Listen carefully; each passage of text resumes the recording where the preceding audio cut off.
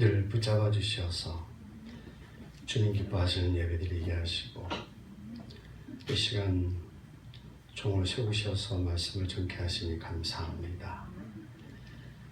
늘 이 시간도 함께 하셔 깨닫는 은혜를 더하시고 이 말씀들이 저희들의 삶 가운데 행함으로 이어지는 놀라운 성령의 역사가 있기를 간절히 소원합니다.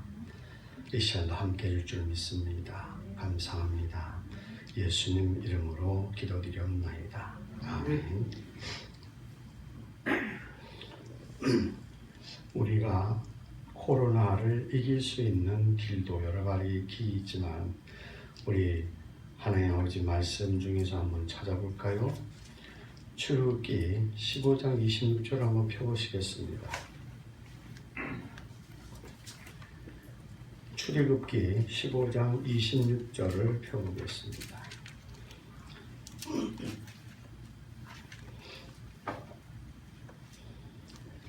다 찾으신 줄을 알고 같이 봉독하겠습니다. 106쪽이죠. 시작. 이르시되 너희가 너희 하나님 나 여호와의 말을 들어 순종하고 내가 보기에 의를 행하며 내 계명에 귀를 기울이며 내 모든 규례를 지키면 내가 애국 사람에게 내린 모든 질병 중 하나도 너희에게 내리지 아니하리니 나는 너희를 치료하는 여호와이니라. 아멘. 여기에 기준이 되는 그 말씀은 레위기입니다. 레위기 보면 여러 가지 나온 내용도 있는데 폐지된 것 말고 생활법이라든지 음식이라든지 또는 생활이라든지 도덕이라든지 이런 것에 대한 말씀하고 연결이 되겠죠.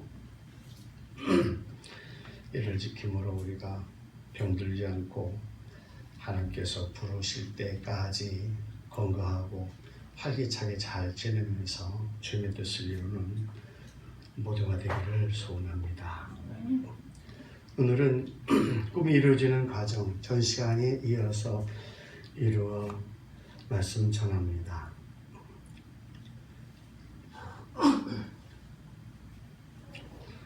지난 시간에 다 같이 이 내용과 같이 해서 전하려고 하다 보니까 시간이 너무 많이 가서 끊어지고 전 시간 이어서 같이 말씀 전합니다. 만 2년 후에 바로가 꿈을 꾼 적 자기가 나일 강가에 서 있는데 만 2년 후에 2년이라면 요셉에겐 긴 시간이죠. 사실은 그 술 맡은 관원장, 떡 맡은 관원장이 꾼 꿈을 자기들이 꾼 것 같지만 결국은 그것이 요셉을 위한 꿈이 되는 것이고 여기 바로 왕이 꿈을 꿨는데 이것도 사실은 결과적으로는 요셉을 위한 꿈이죠. 보니 아름답고 살찐 7 암소가 강가에서 올라와 갈밭에서 뜯어먹고 그 뒤에 또 흉하고 파리한 다른 7 암소가 나일강가에서 올라와 그 소와 함께 나일강에 서 있더니 그 흉하고 파리한 소가 그 아름답고 살찐 7소를 먹은지라 바로가 곧 깨었다가 꿈이라는 게 그렇죠. 이 초식동물인 소가 어떻게 소를 잡아먹겠습니까? 또 이삭이 좀 이따 나오겠지만 이삭을 어떻게 삼키겠습니까? 꿈이라는 것이 그래요. 내가 어떤 때는 내가 홀홀 날기도 하고 내가 높은 곳에 떨어져 그러한 꿈도 꾸는데 멀쩡합니다. 자고 일어나면 다시 잠이 들어 꿈을 꾸니 한 줄기에 무성하고 충실한 7 이삭이 나오고 그 위에 또 가늘고 동풍이 마른 7 이삭이 나오더니 그 가는 7 이삭이 무성하고 충실한 7 이삭을 삼킨지라 바르고 깬즉 꿈이라. 아침에 그의 마음이 이런 꿈으로 인해서 번민하여 사람을 보내어서 애굽의 점술가와 현인들을 모두 불러 그들에게 그의 꿈을 말합니다. 그러나 그것을 바로에게 해석하는 자가 없었더라. 왕이 꿈을 꿨는데 그 해석을 못해가지고 소동이 나니까 그때서야 술 맡은 관원장이 아차, 꿈하면 끝내주는 사람이 있는데 하면서 그때 요셉을 기억하는 것입니다. 그것도 2년 만이에요. 사람이 까마득히 잊어버리죠, 늘. 그리고 나이가 들면 더 자주 일어납니다. 그러니까 나이가 들어서 잊어버린 것에 대해서 젊은 사람들 또 다른 사람들 함부로 얘기할 것이 아닙니다. 자기도 뭐 그렇게 걸어갈 텐데요. 그러니까 연세된 사람이 뭐 좀 잊어버리는 건 용서해야 됩니다. 그러니까 이 술 맡은 관원장이 그냥 잊어버린 거예요. 보통 사람은 젊은 때는 가까운데 먼데 잘 보이다가 대개 나이가 들어가면 가까운 데는 안 보이는데 먼 데는 잘 보이죠. 그러니까 저 멀리 내다 보라 이 말씀이겠죠. 너무 가까운데 땅만 내려다 보지 말고 저 멀리 내다보라는 뜻인 것 같습니다. 해석을 잘 해야 되는데 꿈은 이상하게 꿔도 해석을 잘 해야 됩니다. 요셉이 이제 꿈을 해석하게 됐죠. 술 맡은 관원장이 바로에게 말하여 이르되 내가 오늘 내 죄를 기억합니다. 바로께서 종들에게 노하셔서 나와 또 굶는 관원장을 친위대 왕의 집에 가두셨을 때에 나와 그가 하룻밤에 꿈을 꾼즉 각기 뜻이 있는 꿈이라. 그곳에 친위대장의 종된 히브리 청년이 우리와 함께 있기로 우리가 그에게 말하매 그가 우리의 꿈을 풀되 그 꿈대로 각 사람에게 해석하더니 그 해석한 대로 되어 나는 복직되고 그는 매달렸나이다 라고 얘기합니다. 이에 바로가 사람을 보내서 요셉을 부릅니다. 그들이 급히 그를 옥에서 내놓은지라. 요셉이 곧 수염을 깎고 그의 옷을 갈아입고 바로에게 들어가니 바로가 요셉에게 이르되 내가 한 꿈을 꾸었으나 그것을 해석하는 자가 없더니 들은즉 너는 꿈을 들으면 능히 푼다 하더라. 요셉이 바로에게 대답하여 말합니다. 내가 아니라 하나님께서 바로에게 평안한 대답을 하시리이다. 항상 요셉을 보면 자기를 앞세우는 것이 아니고 하나님을 앞세우는 것이죠. 지난번에도 그 꿈의 해석은 하나님께 있는 거요 하더니 이 왕에게 와서도 그 꿈은 하나님이 대답할 거라고 얘기합니다. 내가 나를 내세우는 것이 아니고 하나님이 한다는 겁니다. 이러니까 복을 받는 것이죠. 좋은 것은 다 하나님께 돌리고 누명은 다 자기가 뒤집어 씌고 복은 딴 사람이 받게 하고 이렇게 하는 그러한 세월을 몇 년 동안 보냈습니까? 13년간 이런 세월을 보낸 거죠. 이 억울한 일을 당할 때 억울한 일도 한두 번이지 억울한 일을 계속 당하고 자꾸 당하고 하면 선을 행하다 낙심을 합니다. 정직하게 해봤자 말자 헛거다 하면서요. 그러니까 수많은 사람들이 믿음없는 세대가 선을 행하다가 낙심하게 되죠. 그런데 요셉은 그렇게 억울한 일이 계속되는데도 불구하고 그 순진함과 정직함과 성실함을 굽히지 않고 한결같이 그렇게 합니다. 그것이 하나님이 복 주시려고 시험하는 과정이라고 할 수 있죠. 그 바로가 요셉에게 이르되 내가 꿈에 꿨는데 하고 그 꿈 얘기를 다 털어놓습니다. 그것도 2번씩이나 연거 그 꿈을 꿨거든요. 요셉이 가만히 들어보더니 25절입니다. 요셉이 바로에게 아뢰되 바로의 꿈은 하나라. 하나님이 그가 하실 일을 바로에게 보이심이니이다. 여전히 이 사람이 하나님을 내세우고 있습니다. 일곱 조 남소는 일곱 해요 일곱 조 이삭도 일곱 해니 그 꿈은 하나라. 그 위에 올라온 파리하고 흉한 일곱 소는 7년이요 동풍에 말라 속이 빈 일곱 이삭도 일곱 해 흉년이니 내가 바로에게 이르기를 하나님이 그가 하실 일을 바로에게 보이신다 함이 이것이라. 온 애굽 땅에 일곱 해 큰 풍년이 있겠고 그 위에 일곱 해 흉년이 들므로 애굽 땅에 있던 풍년을 다 잊어버리게 되고 이 땅의 그 기근으로 망하리니 후회된 그 흉년이 너무 심함으로 이전 풍년을 이 땅에서 기억하지 못하게 되리이다. 바로께서 꿈을 두 번 겹쳐 꾸신 것은 하나님이 이 일을 정하였습니다. 하나님이 속히 행하시리이다.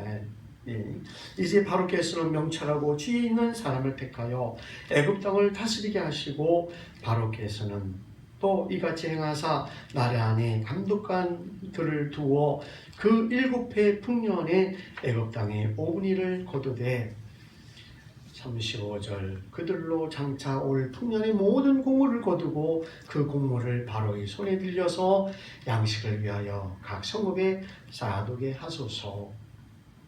이와 같이 그 곡물을 이 땅에 저장하여 애굽 땅에 임할 일곱 해 흉년에 대비하시면 땅이 이 흉년으로 말미암아 망하지 아니하리이다.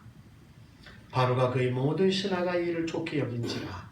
바로가 그의 신하들에게 이르되 이와 같이 하나님의 영에 감동된 사람을 우리가 어찌 찾을 수 있으리요 하고 바로 앞에서나 누구 앞에서나 이 요셉이 항상 자기를 앞세운 것이 아니고 하나님을 드러냈기 때문에 결국은 바로가 인정할 때 이와 같이 하나님의 신에 감동한 사람이다 이렇게 된 것이죠. 이게 요셉의 선교라는 것입니다. 우리가 어디 가서 실수한 것은 전부 제 탓입니다. 어떤 사람은요, 뭐 실수는 자기가 해놓고 하나님이 나보고 왜 그러는가? 그런 사람들 우리 주변에 보면 많죠. 자기가 운전해서 잘못해놓고 실수해서 교통사고 내놓고 하나님이 나한테 왜 그러는가? 하나님께서 할 일이 없어가지고 교통사고를 내고 다니겠습니까? 그거는 자기가 잘못한 것이죠. 자기가 잘못했거나 상대방의 어떤 가해자가 나에게 잘못했거나 한 것이지 하나님이 그리한 것이 아니죠. 잘되면 뭐 자기가 잘해서 잘됐다고 하고 잘못되면 하나님이 내게 왜 그러나 하고 이러면 하나님께서도 참 곤란하십니다. 요셉은 거꾸로 하죠. 하나님께서 우리에게 평안한 길을 주신다는 겁니다. 이런 모든 시나리오의 연출자가 하나님이십니다. 그래서 결과적으로 이 모든 사건 배후에 하나님이 계신데 결과적으로는 요셉 잘되게 하는 것도 아니고 나중은 하나님께서 이루고 싶으신 뜻이 있다는 것이죠. 아브라함이 제사 드릴 때 400년이 지나서 4대 만에 큰 민족이 되어서 나올 것이다. 그 하나님께서 이루실 뜻이 있는 것이죠. 거기에 동참하거나 거기에 쓰임받는 인물이 요셉이라는 것입니다. 요셉은 꿈을 해몽할 뿐 아니라 한 걸음 더 나가서 애굽 나라의 잘될 길을 아뢰입니다. 이것이 참된 선지자의 특징이라 할 수 있습니다. 반대로 거짓 선지자는 사람을 속임으로 패망케 하나 참 선지자는 사람에게 하나님의 지혜를 알려주어 마침내 형통케 한다는 것이죠. 39절입니다. 요셉에게 이릅니다. 하나님이 모든 것을 내게 보이셨으니 너와 같이 명철하고 지혜 있는 자가 없도다. 너는 내 집을 다스리라. 내 백성이 다 내 명령에 복종하리니 내가 너보다 높은 것은 내 왕자뿐이니라. 바로가 또 요셉에게 이르되 내가 널 애굽 온 땅의 총리가 되게 하노라 하고 자기의 인장반지를 빼어서 권세의 표시인 인장반지죠. 요셉의 손에 끼우고 그에게 세마포 옷을 입히고 애굽의 고관들이 입는 옷입니다. 금사슬을 목에 걸고 나라의 공적에 있는 자에게 주는 것이죠. 자기에게 있는 복음 수레에 바로가 타는 수레 왕 다음 가는 것을 의미하죠. 그를 태우매 무리가 그의 앞에서 소리 지르기를 엎드리라 하더라. 바로가 그에게 애굽 천국을 총리로 다스리게 하였더라. 요셉은 극도로 낮은 자리에서 이렇게 높아졌습니다. 사람이 이렇게 낮은 데서 갑자기 높아지는 것은 흔히 하나님의 역사로 하는 일이죠. 극히 낮아진 자를 가장 높은 자리로 올리실 수 있는 이는 하나님뿐이십니다. 사무엘상 2장 6절에서 8절 보면 이런 말씀이 있습니다. 여호와는 죽이기도 하시고 살리기도 하시며 스올에 내리기도 하시고 거기에서 올리기도 하시는도다. 여호와는 가난하게도 하시고 부하기도 하시며 낮추기도 하시고 높이기도 하시는도다. 가난한 자를 진토에서 일으키시며 빈궁한 자를 거름더미에서 올리사 귀족들과 함께 앉게 하시며 영광의 자리를 차지하게 하시는도다. 땅의 기둥들은 여호와의 것이라 여호와께서 세계를 그것들 위에 세우셨도다 하고 말씀하십니다. 44절입니다. 바로가 요셉에게 이릅니다. 나는 바로라. 애굽 온 땅에서 내 허락 없이는 수족을 놀릴 자가 없으리라 하고 그가 요셉의 이름을 사우낫 바네아라 하고 여기에 사우낫 바네아라는 말은 이집트 말인데요. 이것을 해석하면 하나님이 말씀하시고 그분이 살아있다. 살아있는 하나님이 삶 속에서 말씀하신다. 그런 이름을 붙였다는 것이죠. 최고의 이름입니다.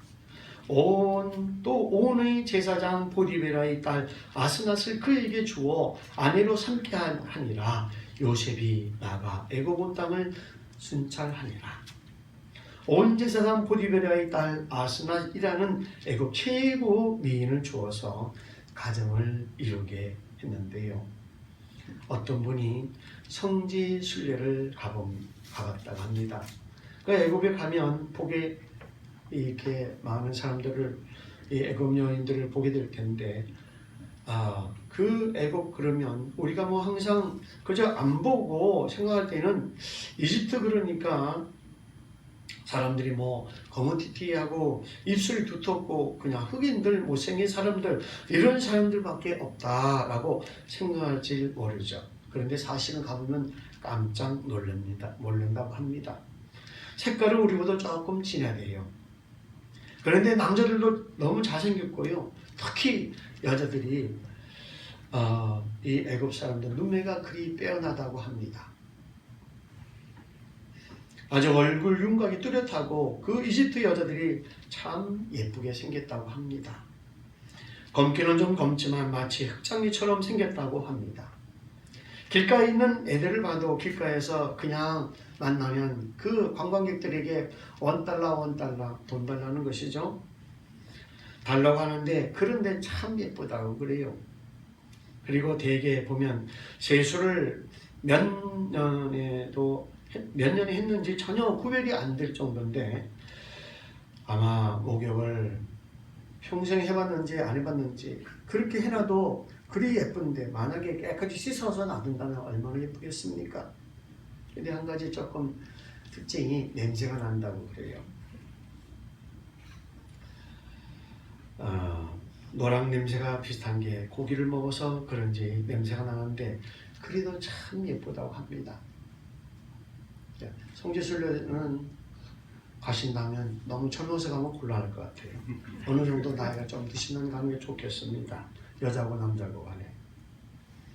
그런데 요셉이 보디베라의 딸 아스낫이라는 애굽의 최고 미인을 아내로 맞이했다는 겁니다. 46절 요셉이 애굽 왕 바로 앞에 설 때에 30세라.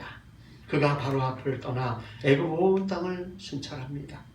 7해 풍년의 토지 소출이 심히 많은지라 요셉이 애굽 땅에 있는 그 7년 공물을 거두어 각 성에 저장하되 각 성읍 주위의 밭의 공물을 그 성읍 중에 쌓아둔 곡식이 바다 모래같이 심이 많아 세기를 그쳤으니 그 수가 한이 없음이었더라. 그래서 7년 동안 풍년 들 때 소출이 얼마나 많은지 그 이집트에 가면요, 나일강 하구에 삼각주가 있대요. 삼각형이라고, 삼각주요. 그런데 삼각형을 갖다 이렇게 보통 이렇게 하는데 그걸 뒤집어서 그렇게 그런 상태의 것을 우리가 그 옛날에 지리 시간에 공부할 때 생각나는 게 있죠. 델타라 그럽니다. 나일강 하구에 삼각형을 뒤집은 모양의 삼각주가 있는데 나일강은 남쪽에서 북쪽으로 흘러 올라간다고 합니다. 나일강 그 델타 지역에는 고센 평야에 가면 사람이 한 길이나 두 길을 파도 돌이 없대요. 이리오피아에서 시작해가지고 약 3,000km 되는 강, 이 나일강이 흘러오면서 그 위쪽에 있는 기름진 그러한 땅의 것을 다 가지고 가서 그 고센 땅 삼각주 델타라는 곳에다 쌓아놓는 겁니다. 그러니까 한 길 두 길을 파도 돌이 안 나온다고 그래요. 그러니 곡식을 심으면 얼마나 잘 되겠습니까? 유럽의 곡창이라고 할 정도로 곡식이 많이 난다고 합니다. 고센 평야를 유럽 곡창, 다시 말하면 애굽의 양식을 가지고 유럽 사람을 다 먹여 살리는다고 그래요. 그렇게 곡식이 잘 된다고 합니다. 대개의 알렉산드리아나 포사이드에서 양곡을 가득히 실은 배가 로마로 건너가서 유럽을 다 먹여 살리는 그렇게 비옥한 땅이랍니다. 거기 7년 동안 양곡부 계속 풍년이 들었다는 것이죠. 소출이 심이 많아가지고 해마다 곡식을 저장을 합니다. 50절입니다. 흉년이 들기 전에 요셉에게 두 아들이 나되 곧 오니 제사장 보디베라의 딸 아스낫이 그에게서 낳은지라. 요셉이 그의 장남의 이름을 므낫세라 하였으니 하나님이 내게 내 모든 고난과 내 아버지의 온 집을 잊어버리게 하셨다 하며 장자의 이름을 므낫세라 하였는데요. 므낫세라는 뜻이 하나님이 나로 나의 모든 고난과 나의 아비의 온 집을 잊어버리게 하셨다. 므낫세라는 말이 잊어버리게 하시는구나, 그런 쓰라린 마음의 상처를 가시게 하는구나, 그런 뜻인데요. 나중에 이 창세기 끝날 때쯤 가면 요셉의 큰아들 이름을 므낫세라고 지은 것을 아마 후회했을 것입니다. 우리가 보통 설교하는 분들이 요셉이 팔려갔어도 형님들 원망을 하지 않았다, 그런 말을 원망했다는 소리 없으니까 요셉을 너무너무나 좋게 한답시고 자꾸 그런 말을 하는데 그거는 거짓말입니다. 여기 므낫세라는 이름을 보면 형님들 원망하지 않은 게 아니죠. 정말 한창 17살 그럴 때 요셉이 신도 아니고 사람인데 왜 요셉이 원망하지 않겠어요? 여기 나의 모든 고난과 할 때 이 고난이 무슨 고난이겠습니까? 어머니를 일찍 잃어버렸는데 그런 가운데서 아버지 스라에서 자라고 있다가 형들이 해서 팔려가지고 또한 또 팔려서 감옥에 들어가게 하는 그런 고난들입니다. 그리고 그 애굽이 총리가 되고 애굽의 최고미인 아스낫과 결혼하고 거기서 옥동자 2씩이나 낳고 이렇게 하니까 그때서야 잊어버리게 하시는구나 하면서 온 고난을 잊어버리게 하시는구나 하는 그런 말이겠죠. 더 나아가서는 이 모든 일들이 사람들이 한 것이 아니고 형님들이 한 것이 아니고 하나님이 하셨다는 그러한 결론이 날 때는 므낫세라는 이름 지은 것을 후회했을 겁니다.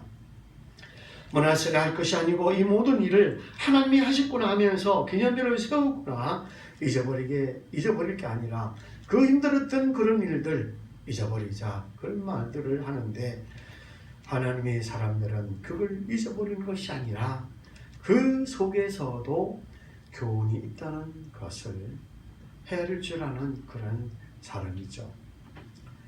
그런 사람이 되야 되겠죠. 그 다음에 처남의 이름을 에브라임이라, 이 뜻은 2배의 갑절을 주시는구나 라는 그런 의미인데요. 하였으니 하나님이 나를 내가 수고한 땅에서 번성하게 하셨다 하였더라. 아직 이 정도밖에는 요셉이 깨닫지 못하는 것이죠. 이것이 만민의 생명을 구원하시려고 하는 하나님의 원대한 그런 섭리 속에 있었던 것까지는 아직 요셉은 모릅니다. 나중에 형님들이 와서 깨닫고 당신들이 아니요 하나님이 만민의 생명을 구원하시려고 한 것이라 라고 고백하지 않습니까? 그래서 우리가 어떤 일들은 그 당할 때는 잘 모르죠. 한참 지나고 난 후에는 이것도 하나님이 도우셨다라고 고백을 합니다. 53장 애굽 땅에 7해 풍년이 지나고 그치고 요셉이 말과 같이 7해 흉년이 들기 시작하매 각국에는 기근이 있으나 애굽 온 땅에는 먹을 것이 있더니 애굽 온 땅이 굶주림에 백성이 바로에게 부르짖어 양식을 구하는지라. 바로가 애굽 모든 백성에게 이르되 요셉에게 가서 그가 너희에게 이르는 대로 하라 하니라. 풍년만 계속되면 얼마나 좋겠습니까? 인생을 살아가다가 맑은 날만 계속되면 얼마나 좋겠습니까? 그런데 그런 것 같지 않습니다. 그렇게 되는 게 아니라 사람들이 풍년만 계속되면 아마 하나님도 안 찾겠죠. 그리고 갯날만 계속되면 좋을 것만 같지만 갯날만 계속되면 사막이 됩니다. 맑은 날은 좋은 날이고 비 오는 날은 더 좋은 날입니다. 아멘. 비라는 것은 맑은 날은 가만 놔두면 맑은 날인데 비라는 것은 하나님이 꽤 정성을 기울여서 가지고 비 오게 하십니다. 모든 산과들이 식물부터 물을 다 줘야 돼요. 인간들이 그 겨울바에 더럽혀 놓은 것 전부 다 씻어내야 됩니다. 그리고 농사 짓는데 또 물이 필요하고 공업용수도 필요하고 또 가정용수도 필요하지 않습니까? 어떤 분이 한번 조사를 했나 봐요. 한반도에 내리는 비의 양 1년에 잠깐만 살펴보면 그냥 홍수 때 내려가 버리는 것 말고 용수로 쓰는 공업용수, 농업용수로 또는 유리용수 다 해서 보니까 1년에 물로 말미암아서 우리 한 가정에 내려지는 유익이 엄청나다고 합니다. 간접적인 것 말고 직접적으로 우리가 그 물을 사용하는 것만 해도 분별해 보니까 그 수익이라는 것이 엄청난 건데요.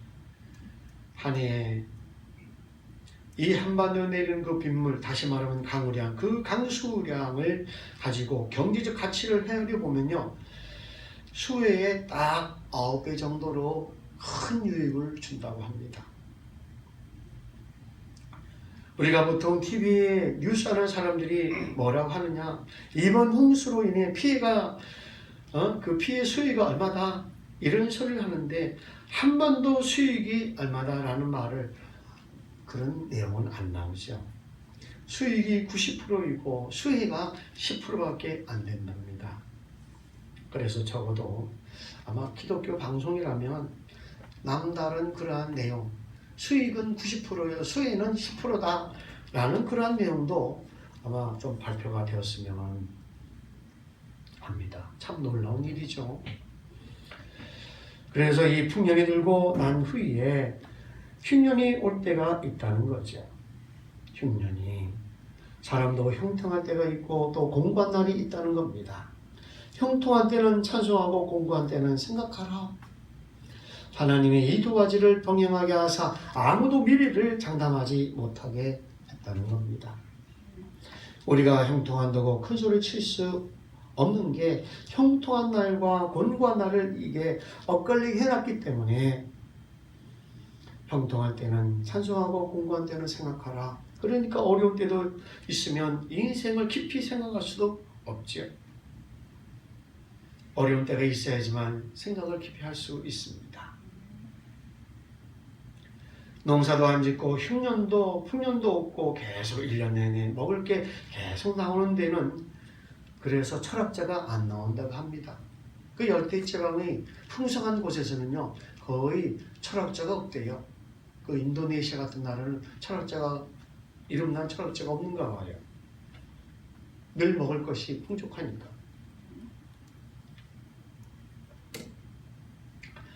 인생에 깊이 있는 삶을 살게 하는 것은 다 우유곡절이 많은 땅, 거기서 삶의 깊이를 더하는 것이죠. 고난이 없고 애환이 없고 어려움이 없으면 철학자가 안 나온다고 합니다. 사람의 인생에 있어 깊이 있는 삶이 안 되는 것이죠. 그래서 전도자가 말하기를 형통할 때는 찬송하고 공부할 때는 생각하라 하고 하나님이 이 두 바퀴를 엇갈리게 해놨기 때문에 아무도 미래를 장담할 수 없게 해놓은 것이죠. 56절 끝나입니다. 온 지면에 기근이 있음에 요셉이 모든 창고를 열고 애굽 백성에게 팔세. 애굽 땅에 기근이 심하며 각국 백성도 양식을 사려고 애굽으로 돌아와 요셉에게 이르렀으니 기근이 온 세상에 심함이었더라. 애굽 땅에 기근이 있지만 양식을 공급받을 수 있고 각국에서 양식을 사려고 많이들 몰려옵니다.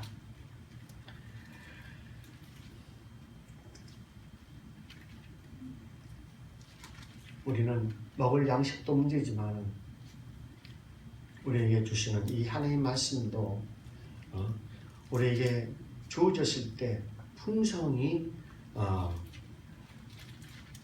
듣고 마음에 새기는 것도 우리는 미리미리 언젠가 준비해야 될 줄로 압니다. 풍년 들 때에 또 눈이 밝아서 성경 볼 수 있을 때에 건강하게 열심히 해야지 어느 날 우리가 안 하다가는 못할 때가 온다는 것이죠. 이런 것들이 역사적 대가를 지불하고 얻은 교훈들입니다. 언젠가는 흉년이 오기 때문에 하나님께서는 이 두 가지를 항상 바뀌게 하셔서 아무도 미래를 장담할 수가 없습니다. 할 수 있을 때 열심히 하고 요셉처럼 아무리 어려운 그런 환경에서도 하나님이 함께 하시는 겁니다. 우리가 순전하고 겸손하고 예절 바르고 자기 일 성실히 하게 되면 우리가 어려울 때도 하나님께서 함께 하실 줄 믿습니다. 여기에 요셉을 들어 쓰신 두 가지가 있겠죠. 하나는 애굽의 왕권이 지방의 어떤 실력자들이 토지를 왕실 것이 다 되게 해가지고 그렇게 만드는 것도 있겠고요. 궁극적인 목적은 야곱의 70명 가족이 고센 땅을 차지하게 하는 것이죠. 그래서 나중에 이어서 나옵니다만 이스라엘 민족의 수가 400년 후에 남자만 200명으로 늘어나죠. 그러니 8가지 합치고 어린이가 합치면 얼마쯤 될까요? 아마 부산광역시 숫자만큼 되지 않을까 싶습니다. 이것이 하나님의 계획이었는데 아직은 요셉이 모르고 있습니다. 역사적으로 나중에 보니까 요셉 한 사람이 잘 먹고 잘 살고 출세하려고 하는 것이 아니라는 것이죠. 하나님의 뜻을 이루어가는 과정입니다. 또 우리가 잘 먹고 잘 살려고 하는 것이 이런 것이 아니라 하나님의 뜻이 이루어지는데 우리가 쓰임 받는다고 하면 이것이 하나님께 감사하는 것이라고 믿습니다. 말씀 마칩니다. 하나님 아버지 감사합니다.